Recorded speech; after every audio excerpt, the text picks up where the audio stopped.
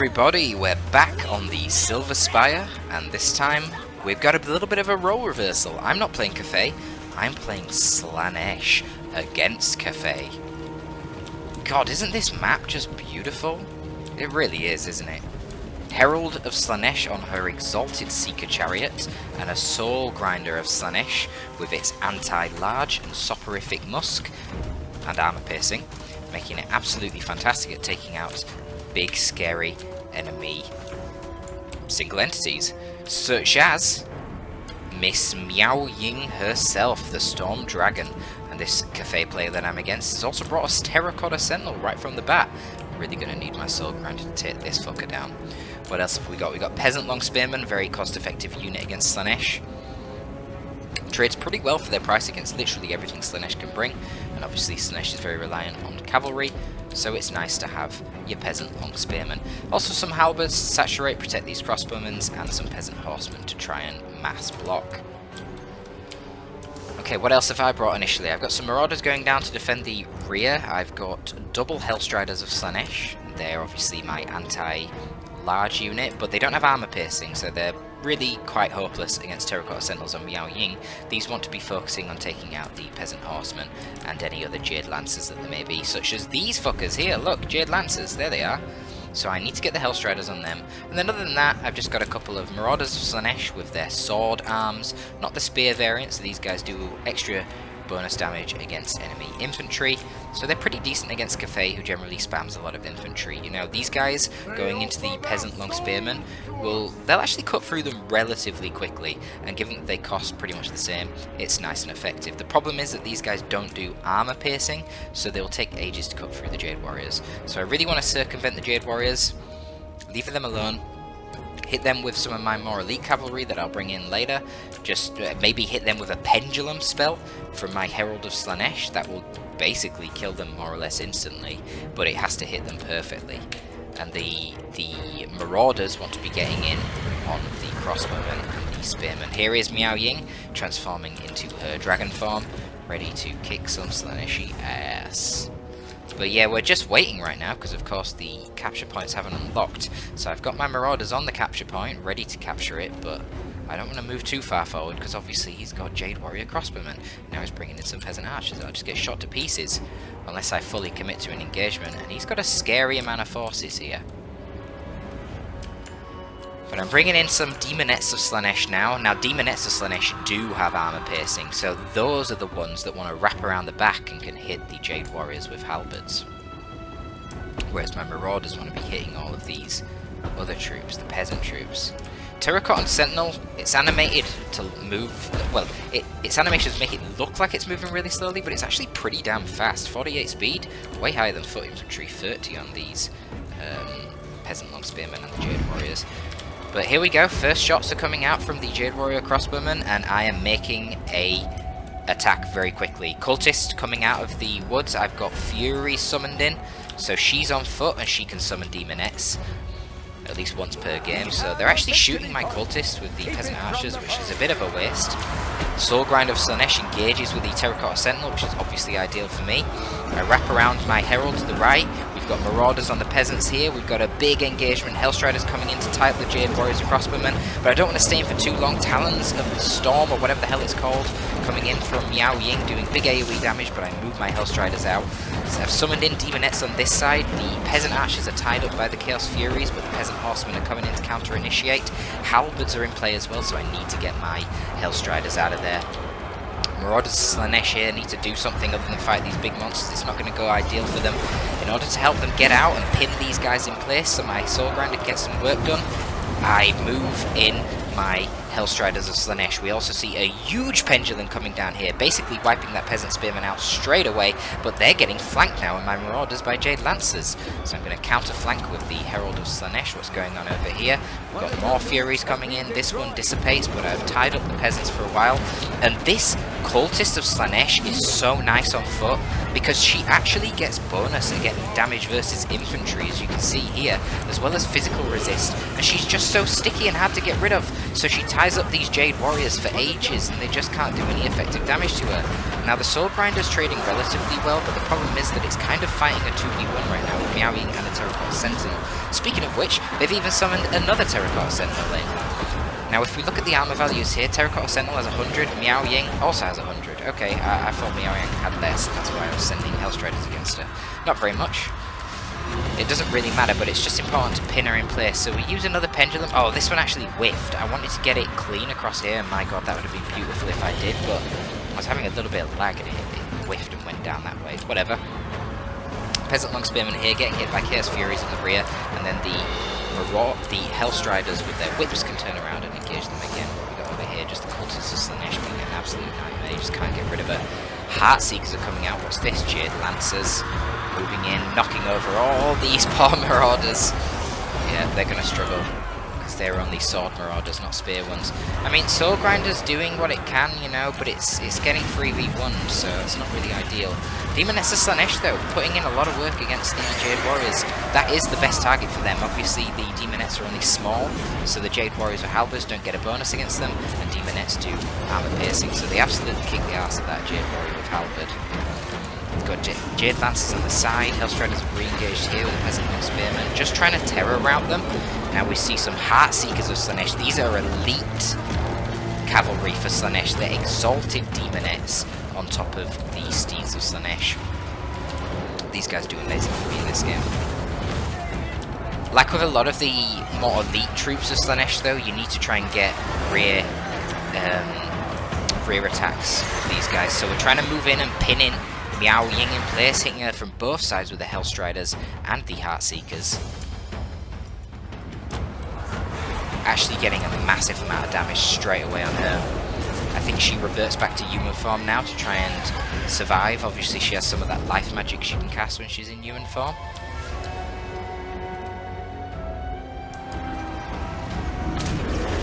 The Soul Grinder re-engages. It's hitting that Terracotta Sentinel from the back. The Soul Grinder does get a bonus damage when it attacks from the flank. And the Soul Grinders are getting... Sorry, not the Soul Grinders. The Terracotta Sentinels are getting very distracted here, trying to attack the Soul Grinders instead. More Chaos Furies of Slaanesh coming in. I love the Chaos Furies of Slaanesh because they actually do armor piercing. They're the only Furies that actually get armor piercing. Locus of Grace has been activated here by my leader, giving all these troops nearby 24 extra melee defense and 22% physical resistance. Absolutely amazing ability to use when you're up against the mortal factions, which do not have a lot of magic damage.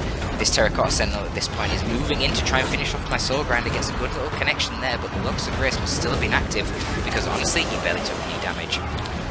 But the problem with this Terracotta Sentinel is it is really surrounded by troops and they are just blocking it and it is slowly getting dragged down. There is some Marauders in there with spears as well. Soul Grinders move forward, trying to deal with Miao Ying, but Miao Ying is now in human form, so she doesn't actually count as large, so you're not getting that extra accuracy and damage bonus from the Soul Grinder of Slaanesh. Chaos Furies here have been summoned by the Herald of Slaanesh. You can summon them twice per game, and they've routed the Peasant Archers, but now they're just getting tied up by Jade Warriors, but they're keeping them busy, and they will dissipate with time. Anyway, another beautiful Pendulum coming in. Watch this! He actually dodges it, does my opponent, only chips away at a few of them halberds. Pretty good little dodge there, but you can see the value of the Cultist of Slaanesh. He just cannot get rid of her. She has been in there, chopping them up so easily, and obviously she's a single entity, so the enemy surrounds you, and then it's very easy for you to get some really high value pendulums in. Okay, we've got Exalted Demoness of Slaanesh coming in here. These ladies are very strong. They actually come with the Charm debuff, so anyone that they attack gets -8 melee attack. Look at this, 16 melee attack. And they also get, what else do they get? If I can get onto them. Oh my god, I can't get onto the Soul Scent. So as enemies nearby are wavering, they get extra melee attack and armor piercing damage. Look at them now, up to 56 melee attack. They just tear through my opponent, and somehow the Soul Grinder is still managing to live. I think, yeah, he just got hit again there, but he's hanging on the edge of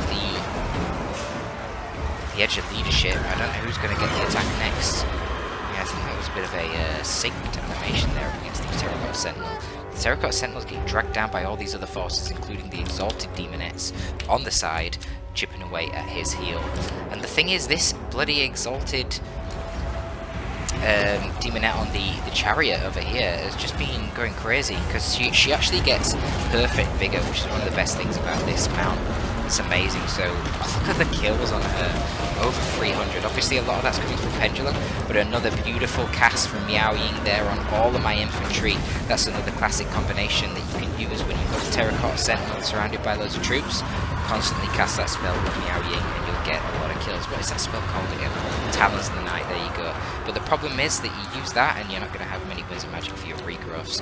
Now she obviously has used regrowth on herself. You can see that she's nearly up to her own healing cap, and she was nearly killed at one point, but not anymore. But the problem for the Cathay player here is that this whole time I've had more infantry on this point, so I have had it under my control. Well, except until recently when it looks like, oh no, it's still under my control, but they're slowly capping it back. But you can see at this point there is a massive lead for me in terms of VPs, and if they want any hope of winning, they need to triple cap me, which is going to be so difficult given the lack of mobility that Cathay has compared to Slaanesh. To try and aid in this effort, we've got some more Jade Lancers coming in from the flank and some Longmire Riders that are getting a nice flank here on my sword. Slaaneshi Marauders, however, it means that he opens himself up for a rear counter charge, so I'm bringing in my Chaos Furies of Slaanesh, which do their armor piercing damage. They're going to get straight on those Longmires. And on this side, I'm getting an attack with my Hellstriders and my Herald, pinning down these Jade Lancers. The thing is, all I need to do at this point is make sure he doesn't cap this point. I only need to get to 5,000. I'm slowly going up, 5 per second. So I just need to keep delaying him by throwing more and more troops into the middle and threatening a capture. And this is what I'm doing. I'm just spamming lots and lots of cheap Marauders to get on the field here. You can see the Marauders with sword arms running into the Jade Warriors. Furies go around the back and hit them in the rear.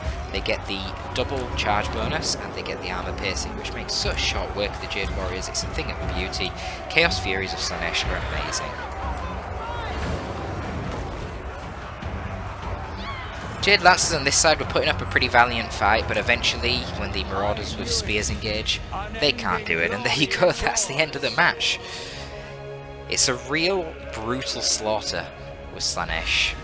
Things just die so fast on both sides. It's beautiful. So Miao Ying got a lot of work done there. Did a lot of damage to my Soul Grinder when she was in her dragon form. Got some huge heals with her regrowth, and got some really good Talons of the Night as well. Actually, let's see.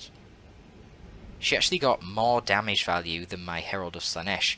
This guy did a really good job actually dodging my pendulums, I must say. I didn't realise it in-game, but yeah, he was very active and on that. That was very well played. So a lot of kills from the Herald, but of course that's mostly just shitty Cathayan infantry, a lot of peasants, that kind of thing. So not a lot of value overall. Soul Grinder of Slaanesh did fantastic. Actually got 2 XP. I'm pretty sure I didn't give it any XP to start with, so really put in a lot of value. I feel like it's kind of necessary. It's a funny one of this God, I can't speak. It's a funny one is this matchup, because if the enemy goes for like sky junks and a wide ranged infantry spam, you just want as many infantry and cavalry troops as you can possibly get, and the Soul Grinder feels kind of redundant. But the problem then is if you just go for a wide build with a lot of Marauders and cheap cav, there's no way for you to defeat Miao Ying and 2 double Terracotta Sentinels. So I feel that you have to bring 1 Soul Grinder, and it really carried itself well this match, getting that 1,900 value. I mean, that exceeds the Terracotta Sentinel to start with. Jade Lancers don't really get a lot of value. They're just there to block and provide mass to protect your ranged units, but honestly, crossbows didn't get a chance. Shut them down pretty quickly with Furies. And yeah, these guys did okay. You look at the Peasant Long Spearmen, man. They're just so cost effective. They're great. Marauders did fine. These Marauders apparently killed a few guys, even though they were at the back of the map protecting the VP. That's cool. Heartseekers of Slaanesh did absolutely fantastic as well. They got some rank points just from how well they did. So did the Exalted Demonettes. Well, a lot of kills on the Exalted Demonettes, but not a lot of value, mostly just killing Jade Warriors, I suppose, and some peasants. But you can see they still had a lot of HP at the end of the game, so yeah, I think they were very effective. Really, really loved the Foot Cultist. She was a nuisance. She stopped those Jade Warrior Crossbowmen from firing for so long, and you just can't get rid of her. She's so sticky. Cathay do not have the melee DPS. It's why Cathay, I think, really needs some sort of anti-infantry, great weapon, tiger, monstrous infantry. That'll be really cool when they get that from a DLC. I'm calling it now. They will get it because it really would round out their roster. But yeah, nothing that they have at the moment can really deal with that sort of thing. Chaos Furies of Slaanesh did fantastic, such good value for money. They're only 450 or are they 600? No, they might be 600. Either way, they're just so good. The ability to easily get behind your opponent, hit them in the back, very, very valuable. Demonettes even did well as well. I think they're pretty good in this matchup, but the thing is, you don't want to lead with Demonettes, certainly not Exalted Demonettes, because if you do, they're just going to get shot to pieces. You bring them in when the enemy is already tied up in some sort of committed fight against your Marauders, and then you get easy flanks, and they generate a lot of value. Longmas came out quite late. They did okay, but they were kind of overwhelmed at that point. And at that point, the Cathay player was kind of just throwing units at the points in order to capture them. But look at these peasant spearmen. 700 value, 700 value. They only cost, what, 400, 350 or something? They are insanely cost effective. Best unit in this matchup. Peasant long spearmen, best unit for Cathay. That's all I gotta say. Hope you enjoyed the cast, folks. That was your boy Torpid, and I'm signing out.